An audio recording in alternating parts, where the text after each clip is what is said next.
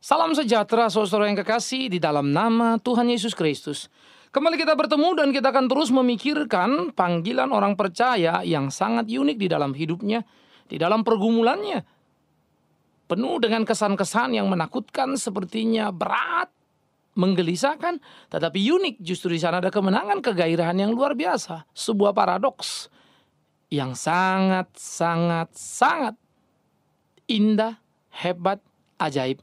Dan itulah bahasa saya yang bisa menggambarkan kehidupan orang-orang percaya. Sehingga memang kita beda dengan hidup dunia.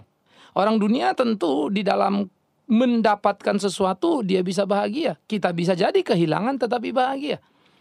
Orang-orang dunia lepas dari aniaya itu bahagia. Kita bisa jadi bahagia pada saat teraniaya. Wow, luar biasa. Dan itulah kekristenan yang mesti digali dan ditemukan. Sayangnya justru banyak orang-orang Kristen menghina nilai-nilai kekristenan itu sendiri, bersembunyi di balik gairah diri, lalu menggambarkan Tuhan seperti ini, seperti itu, menurut selera diri, selera manusia.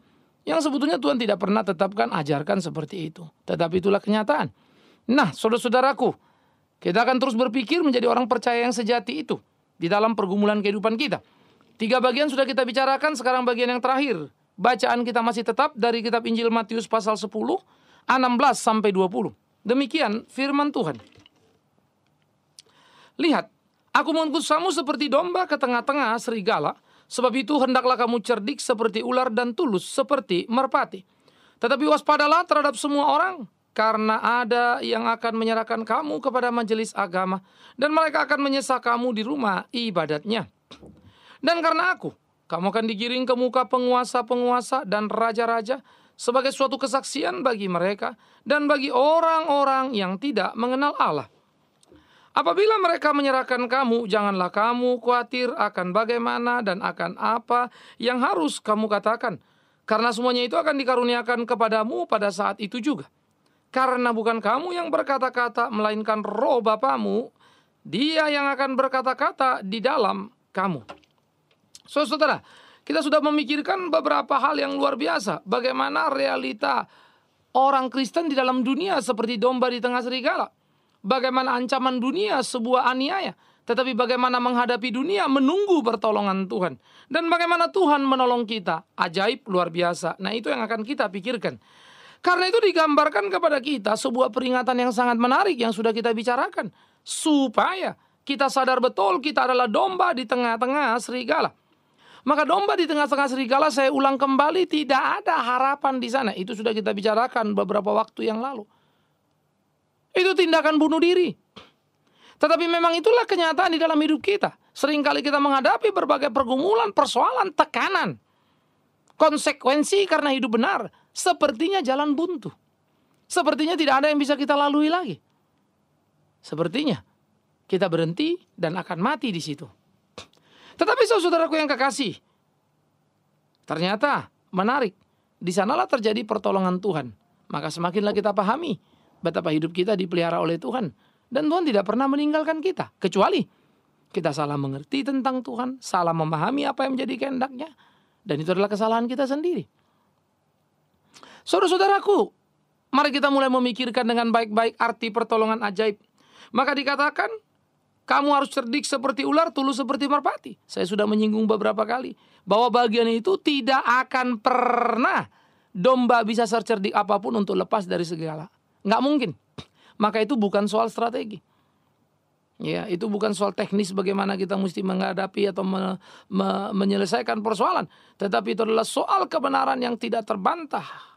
Soal kebenaran yang luar biasa bahwa kalau engkau dikatakan cerdik seperti ular, tulus seperti merpati, itu hanya satu kata. Orang cerdik dan tulus adalah orang yang menunggu pertolongan Tuhan. Nah, itu kita sudah diskusikan. Yang menunggu pertolongan Tuhan di dalam hidupnya. Dan itulah keindahan. Nah, sekarang kita melihat saudara bagaimana kemudian keajaiban dari pertolongan Tuhan terjadi. Di tengah-tengah kepicikan, di tengah-tengah kesulitan yang begitu berat, di tengah-tengah jepitan yang begitu hebat, maka dikatakan bagaimana kemudian tiap orang itu tidak lagi melepaskan dirinya dengan kekuatannya sendiri.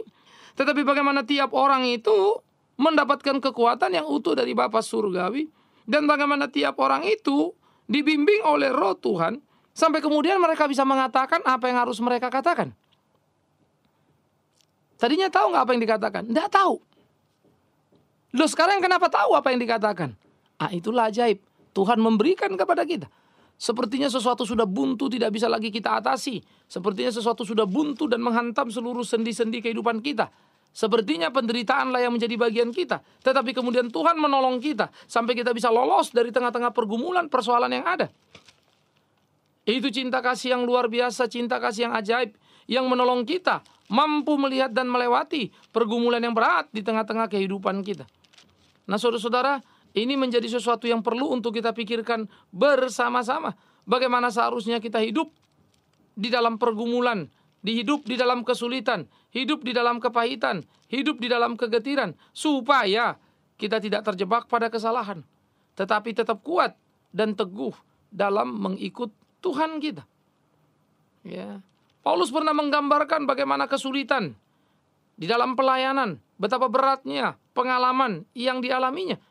Paulus melukiskan bagaimana dikatakan kami terjepit, ya, tapi tidak menjadi binasa. Seringkali kehilangan akal, tetapi tidak menjadi putus asa. Wow, bagaimana situasi-situasi yang pelik, situasi-situasi yang berat dihadapinya di dalam pelayanannya. Sepertinya semuanya sudah selesai, sepertinya semua sudah berat, tetapi menarik, ternyata tidak.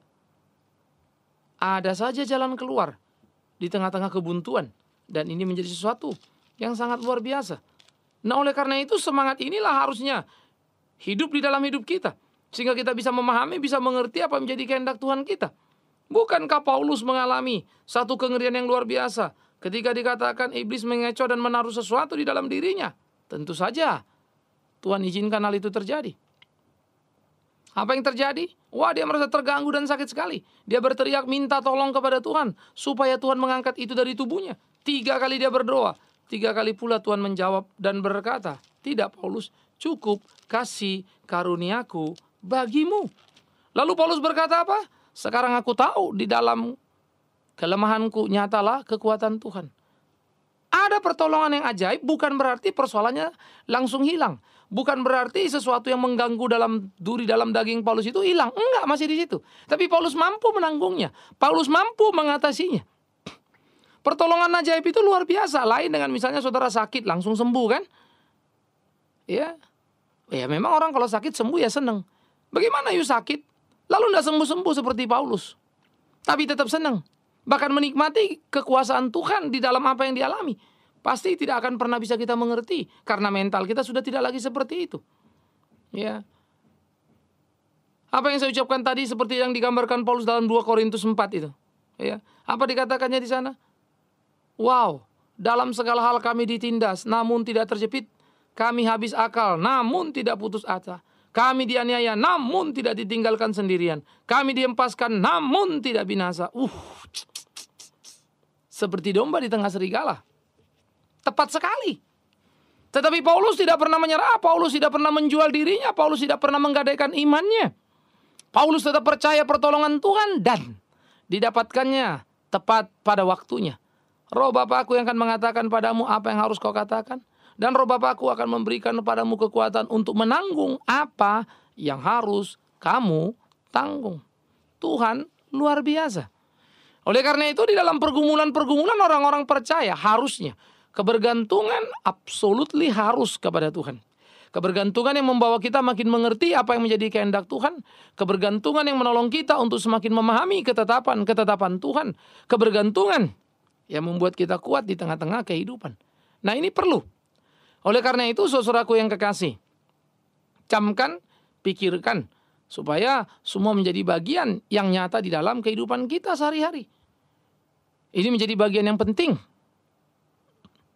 Nah, sekarang mari kita lihat saudaraku, bagaimana hari-hari itu dijalani, bagaimana hari-hari itu dilewati. Sehingga dengan demikian kita mendapatkan pertolongan yang ajaib itu. Ingat yang pertama tadi, kalau engkau berkata-kata engkau tidak tahu apa yang engkau katakan. Karena jepitan yang luar biasa datang, pertolongan ajaib itu tiba. Roh Kudus akan menolong kamu untuk mengatakan apa yang harus kamu katakan. Ingat, sepertinya kita tidak tahu apa yang mau kita katakan. Habis akal nih, tapi nggak putus asa. Lalu pada waktu yang tepat, Roh Kudus akan menolong kita. Puji Tuhan, luar biasa bukan? Tetapi pertolongan ajaib yang kedua bukan saja mengatakan apa yang harus kita katakan. di tengah-tengah aniaya. Tetapi kita juga akan dimampukan untuk melewati suatu krisis yang mengerikan itu. Ada kekuatan yang diberikan oleh Roh Kudus kepada kita tentunya. Kekuatan untuk menanggung apa yang tidak terbayangkan tadi. Ya, seperti Paulus bilang, kami dihempaskan tapi tidak binasa itu. Ya. Mengalami kesulitan yang luar biasa. Kegetiran, kepahitan tapi tidak ditinggalkan sendirian. Tapi kejadian loh, ada loh. Namun dia tetap ada di sana, menikmati dan melewatinya karena ada kekuatan ajaib yang datang dari Tuhan, yang diberikan kepada orang yang diperkenannya.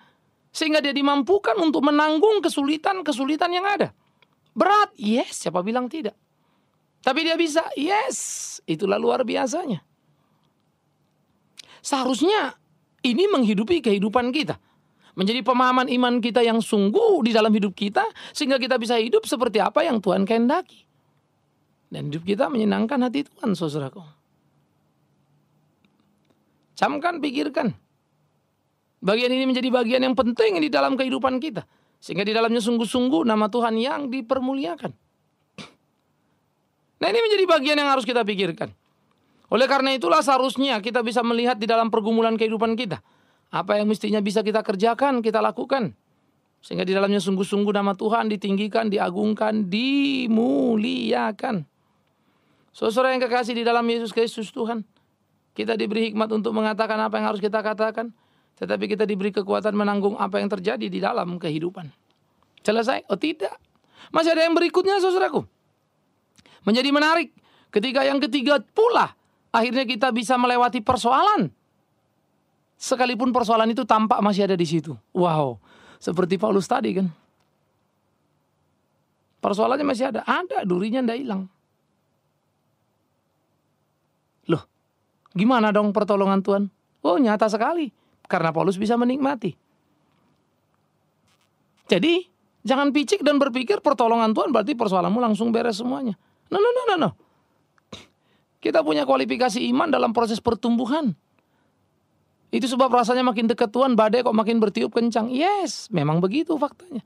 Begitulah kenyataannya. Sehingga di dalam seluruh pergumulan yang ada, kita mengalami gonjang-ganjing yang sangat menakutkan. Tetapi jangan pernah takut. Karena Tuhan akan memberikan kita kekuatan. Tuhan akan memberikan kita pengharapan. Dan di dalamnya nama Tuhan dipermuliakan. Maka pertolongan yang ajaib itu menjadi satu konkret di dalam hidup kita sehari-hari. Hidup yang menghidupi kehidupan kita. Sehingga di dalamnya sekali lagi di dalamnya Tuhan dipermuliakan. Saudaraku yang kekasih, camkan, pikirkan apa yang bisa kita kerjakan dalam kehidupan. Hari ini mungkin engkau sedang berteriak terlalu banyak persoalanmu.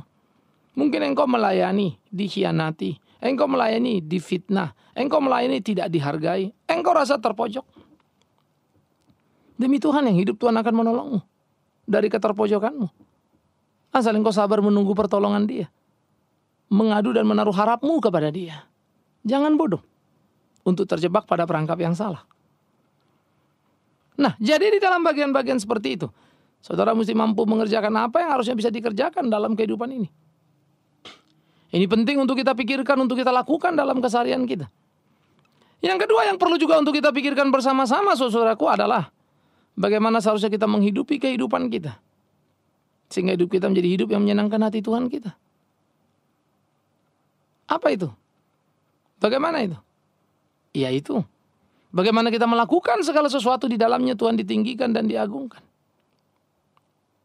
Bagaimana kita melakukan segala sesuatu dan hanya hidup kita menyenangkan hati Tuhan. Itulah yang harusnya kita lakukan dalam keseharian kita. Itulah yang seharusnya kita lakukan di dalam hidup kita. Sehingga dengan demikian hidup kita menyenangkan hatinya. Engkau mungkin berkata terlalu banyak persoalanku, Pak. Terlalu berat, sulit, kayaknya sudah tidak tahu lagi ini. Mau bagaimana selesai? Maafkan saudaraku yang kekasih. Engkau yang berpikir persoalanmu terlalu berat. Tapi persoalanmu tidak ada artinya di hadapan Tuhan, bukan? Pasti saudara setuju. Pasti Tuhan bisa tolong, bukan? Pasti saudara setuju. Tapi seringkali kita tidak sabar. Tidak mau untuk melihat kenyataan yang ada. Mungkin saudara akan berkata, saya sudah cukup sabar, Pak. Sabar menurut ukuran siapa? Kalau saudara sudah cukup sabar, tapi kok kayaknya belum beres-beres. Apa iya Tuhan itu begitu kejamnya? Membuat engkau tidak lagi mampu menanggung persoalanmu. Padahal dia juga berkata lewat hambanya Paulus, Tidak ada pencobaan yang datang pada kita melebihi batas kemampuan kita. Lalu kenapa saya begini, Pak? Mengapa engkau marah? Mengapa engkau kecewa? Tuhan mau engkau bertumbuh dalam iman percayamu. Persoalan datang silih berganti dalam hidupmu, sepertinya tidak kunjung usai. Belajarlah mengerti, ada Tuhan di sana yang menolongmu. Nikmati kebersamaan itu. Pertolongan Tuhan itu ajaib, ingat selalu. Pertolongan Tuhan tidak selalu, dan tidak selalu. Engkau sakit langsung sembuh. Tidak punya kerja dapat kerja. Tidak punya uang dapat uang. Bukan. Persoalan Tuhan itu, apa persoalan dalam hidup itu? Di mana Tuhan menolong kita. Seringkali justru terjadi paradoks. Tetap sakit tapi bisa kita lewati. Masalah kayaknya tidak habis-habis, tetapi bisa kita jalani.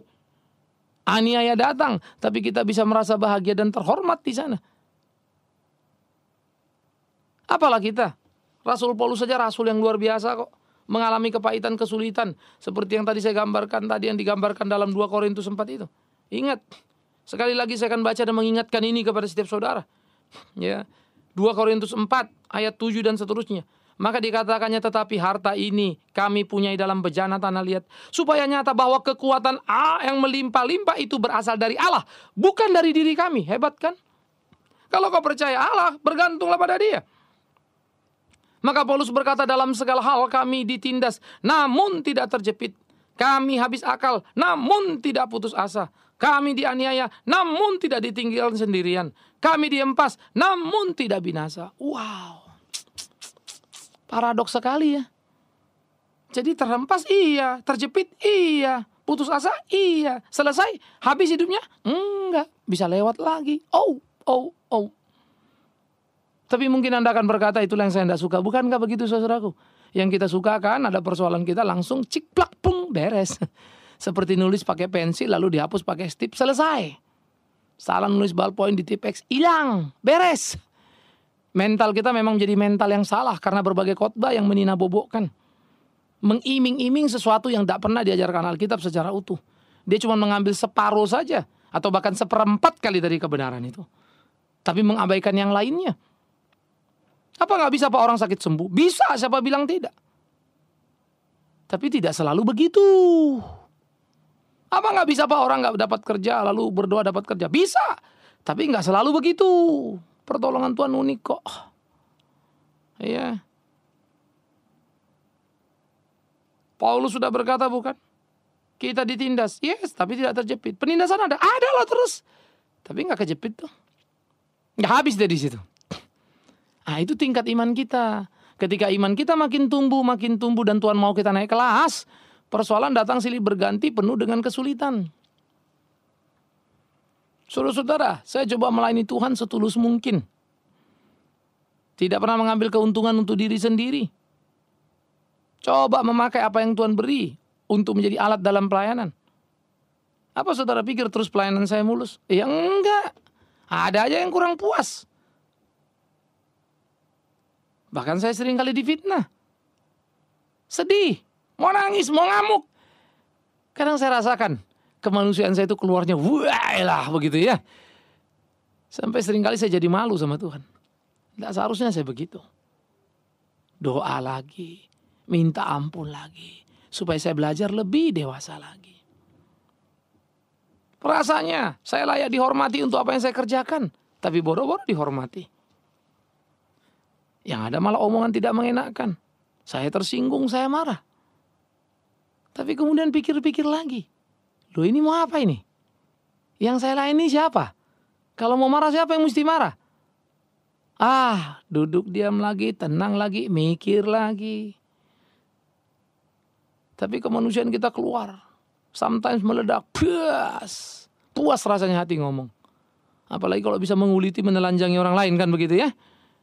Tetapi kemudian ketika duduk lagi, silent lagi, pikir lagi. Malu hati di hadapan Tuhan itu.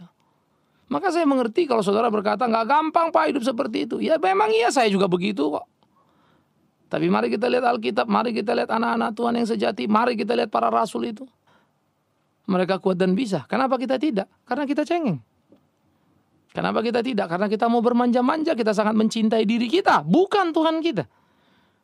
Sehingga saya suka mengatakan, seringkali melayani kita tidak melayani Tuhan, tapi melayani diri. Maka kalau diri kita diperhatikan kita senang, tidak diperhatikan kita tidak senang. Semua tentang diri dan tentang diri bukan tentang Tuhan. Apa yang saya harus lakukan untuk Tuhan? Apa yang menjadi menyenangkan Tuhan? Karena itu, pertolongan ajaib seringkali tidak menjadi pengalaman penuh dalam hidup kita. Pertolongan ajaib seringkali tidak kita alami. Karena itu saya mau mengajak kita semua. Mari saudara, kita belajar menikmati pertolongan yang ajaib dari Tuhan. Tetapi, ingat tadi, seringkali berlaku paradoks. Ketika engkau puas bisa membalaskan kejengkelan kemarahanmu, saya harus berkata, kalau tak tersisa kesedihan dan penyesalan di sana, hati-hati, engkau mungkin sudah gagal. Tapi kalau engkau sudah melakukan sebuah kesalahan, walaupun menurut ukuran engkau benar juga melakukannya, tapi dalam ukuran firman Tuhan salah, berdoa dan katakan, ampuni aku ya Bapakku. Seharusnya tidak perlu begitu, bisa begini. Tapi itulah kita, seperti domba di tengah serigala. Selalu ada saja yang menghantam, ada saja yang menerkam. Tetapi selalu saja ada pertolongan, ajaib luar biasa. Tuhan sumber kemenangan. Semoga engkau dan aku, kita semua, menjadi kesaksian yang hidup di dalam hidup kita, nama Tuhan dipermuliakan. Tuhan memberkati kita. Selamat menikmati pertolongan ajaib dalam seluruh aspek kehidupanmu. Amin. Kami berdoa Bapa di dalam surga, memohon padamu ampun akan dosa, salah dan kelemahan kami, atas kecengengan sikap iman kami. Dan kami berdoa supaya Tuhan menguatkan, meneguhkan kami melewati berbagai persoalan yang berat, supaya tetap tegar, melewati pergumulan dan menjadi pemenang. Itu kerinduan kami. Karena itu kuatkan kami, teguhkan kami dalam kasih-Mu, tuntun bimbing kami untuk berjalan pada jalan-Mu. Nama-Mu dipermuliakan di dalam hidup kami. Terima kasih ya Tuhan kami. Kepadamu di dalam nama-Mu kami berdoa, demi Yesus Kristus Tuhan yang hidup. Amin.